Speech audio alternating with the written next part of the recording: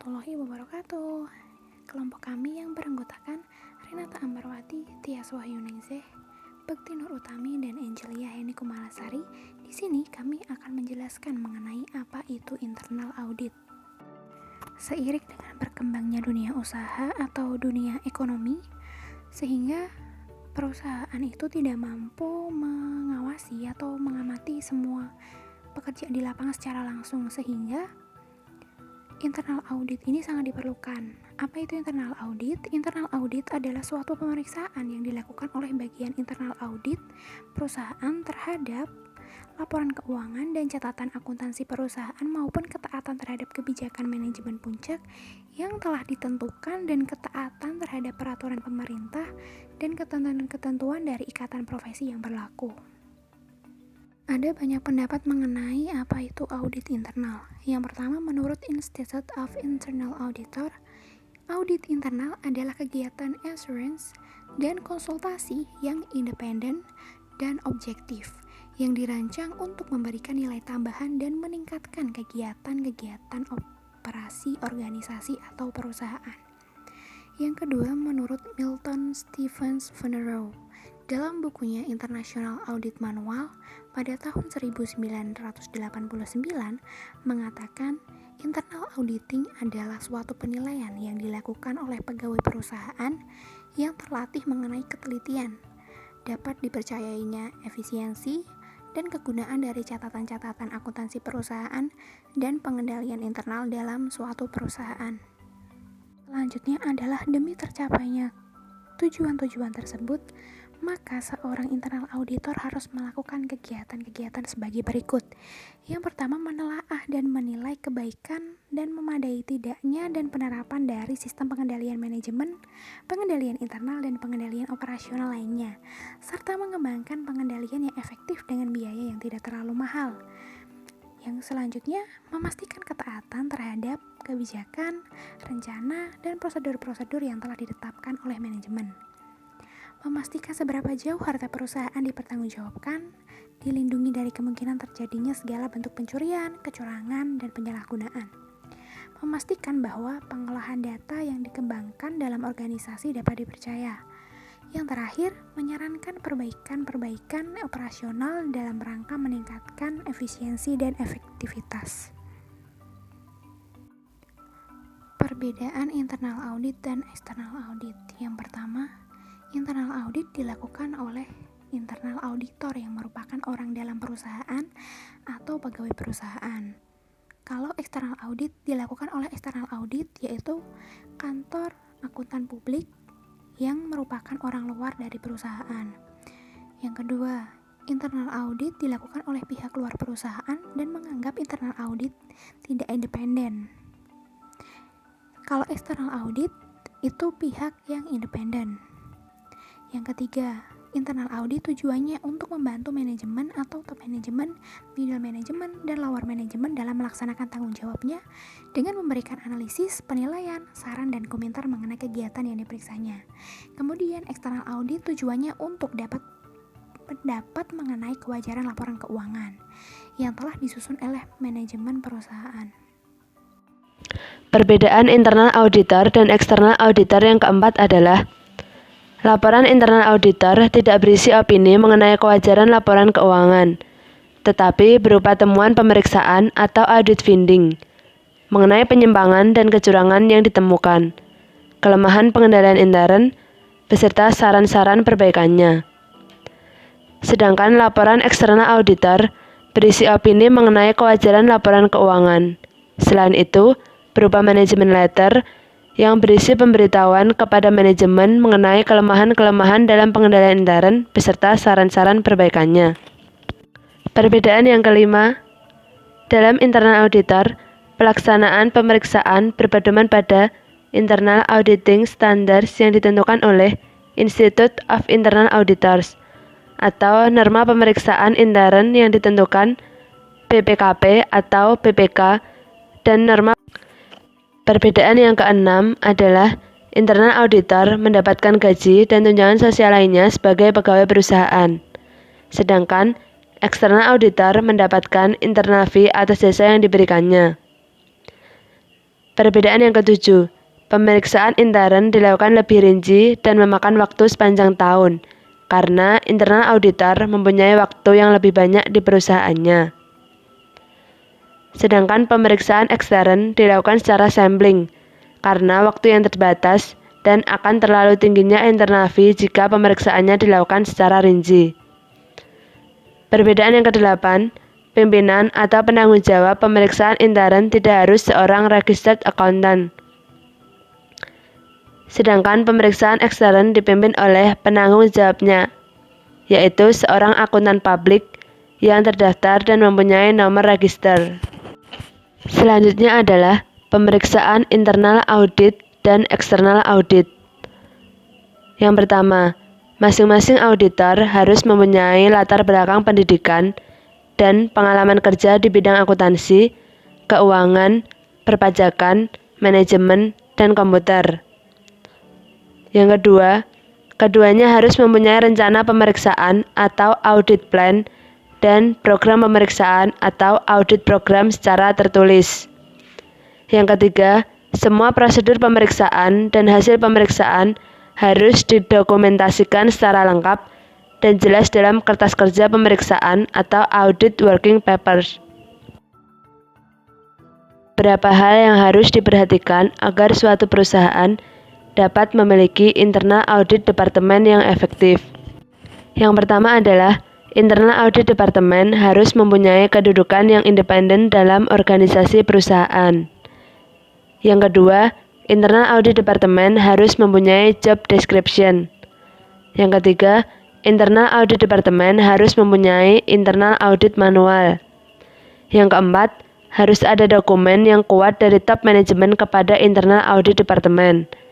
Yang kelima, internal audit departemen harus memiliki orang-orang yang profesional, capable, bisa bersikap objektif, dan mempunyai integritas serta loyalitas yang tinggi.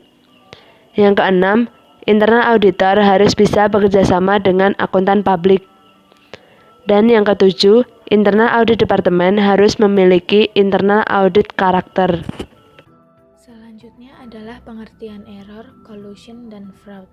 Intentional error adalah kesalahan yang disengaja dengan tujuan untuk menguntungkan diri sendiri dalam bentuk window dressing dan check kiting, yaitu saldo rekening bank ditampilkan lebih besar sehingga current ratio terlihat lebih baik. Yang kedua, unintentional error adalah kesalahan yang secara tidak sengaja atau kesalahan manusiawi. Kemudian, collusion adalah kecurangan yang dilakukan oleh lebih dari satu orang dengan cara bekerja sama, dengan tujuan untuk menguntungkan orang-orang tersebut. Kemudian pengertian fraud. Pengertian fraud menurut Joseph T. Well. Dalam arti luas, fraud dapat meliputi segala macam bentuk kriminal dengan menggunakan tipu muslihat sebagai dasar modus operasinya. Fraud bisa terjadi dalam berbagai bentuk. Yang pertama, intentional misrepresentation, yaitu memberi saran bahwa sesuatu itu benar, padahal itu salah, oleh seorang yang mengetahui bahwa itu salah. Yang kedua, negligent misrepresentation, artinya pernyataan bahwa sesuatu itu salah oleh seseorang yang tidak mempunyai dasar yang kuat untuk menyatakan bahwa itu betul. Yang ketiga, membocorkan kepada pihak lain. Yang keempat, false promise. Yang kelima, employee fraud. Yang keenam, management fraud. Yang ketujuh, organized crime, yaitu kejahatan yang terorganisir. Yang kedelapan, computer crime, yaitu kejahatan dengan memanfaatkan teknologi komputer. Yang kesembilan, white. Selanjutnya, peranan internal auditor dalam investigasi kecurangan. Standard for the Professional Practice of Internal Auditing dari AIA menyebutkan bahwa internal auditor harus melakukan pemeriksaan internnya dengan hati-hati dan menggunakan kemahiran jabatannya. Dalam hal ini, internal auditor harus melakukan dan harus memperhatikan kemungkinan-kemungkinan terjadinya kecurangan, kesalahan, manipulasi, inefisiensi, pemborosan, ketidakefektifan, dan konflik of interest. Mereka juga harus hati-hati terhadap kondisi dan kegiatan yang memungkinkan terjadinya irregularitas. Berarti, auditor harus membuka mata lebar, memasang telinga yang baik, dan harus mengetahui modus operasi terjadinya kecurangan daripada menangani kecurangan yang sudah terjadi. Selanjutnya, yaitu temuan pemeriksaan atau audit finding dan laporan internal audit. Kemudian proses penyusunan laporan. Proses penyusunan laporan internal auditor yang dimulai dari dikumpulkannya audit finding sampai dengan dikeluarkannya final audit report. Yang kedua, deficiency finding menjelaskan sesuatu hal yang salah atau sesungguhnya yang akan menjadi salah.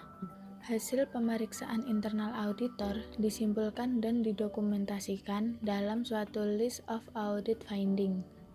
Yang kelima, dalam menyusun laporannya, internal audit banyak mengacu pada standard of reporting. Yang keenam, jika dalam pelaksanaan audit, internal auditor menemukan hal-hal penting yang perlu segera dilaporkan kepada manajemen agar bisa segera dilakukan tindakan perbaikan oleh manajemen. Yang terakhir ada komputer audit. Secara sederhana, komputer dapat diartikan sebagai seperangkat alat elektronik yang dapat dipakai untuk memproses data atau fakta. Pemrosesan data secara elektronik tersebut sering disebut dengan PDE, pemrosesan data elektronik, atau EDP, Electronic Data Processing. Unsur-unsur pendukung komputer audit terdiri dari 1. Perangkat alat elektronik atau hardware. 2. Prosedur-prosedur atau program yang digunakan untuk mengolah data atau software. 3. Data. Dan 4. Manusia atau brainware.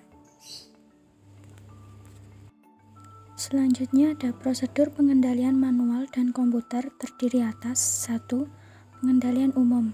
Pengendalian umum yaitu pengendalian menyeluruh yang berdampak terhadap lingkungan EDP yang terdiri atas A. Pengendalian organisasi dan manajemen, B. Pengendalian terhadap pengembangan dan pemeliharaan sistem aplikasi, C. Pengendalian terhadap operasi sistem, D. Pengendalian terhadap perangkat lunak sistem, dan E. Pengendalian terhadap entry data dan program.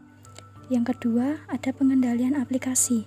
Pengendalian aplikasi yaitu pengendalian khusus atas aplikasi akuntansi yang meliputi A. Pengendalian atas masukan, B. Pengendalian atas pengolahan dan file data komputer, C. Pengendalian atas keluaran, dan D. Pengendalian masukan, pengolahan, dan keluaran dalam sistem online.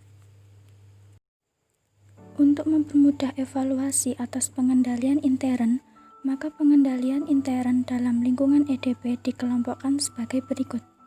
1. Pengendalian umum. Pengendalian umum terdiri dari A. Pengendalian organisasi, B. Pengendalian administrasi, C. Pengendalian pengembangan dan pemeliharaan sistem, D. Pengendalian hardware dan software, E. Pengendalian dokumentasi, dan F. Pengendalian keamanan. Yang kedua, ada pengendalian aplikasi. Pengendalian aplikasi terdiri dari A. Pengendalian input, B. Pengendalian pemrosesan, dan C. Pengendalian output.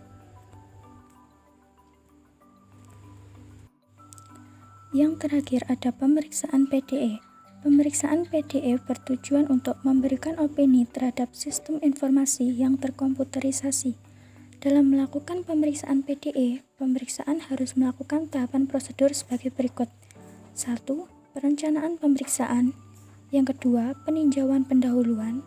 Yang ketiga, analisis aplikasi. Yang keempat, penilaian pengendalian intern. Dan yang terakhir, pelaporan. Sekian presentasi dari kelompok kami, kurang lebihnya mohon maaf, semoga bermanfaat. Wassalamualaikum warahmatullahi wabarakatuh.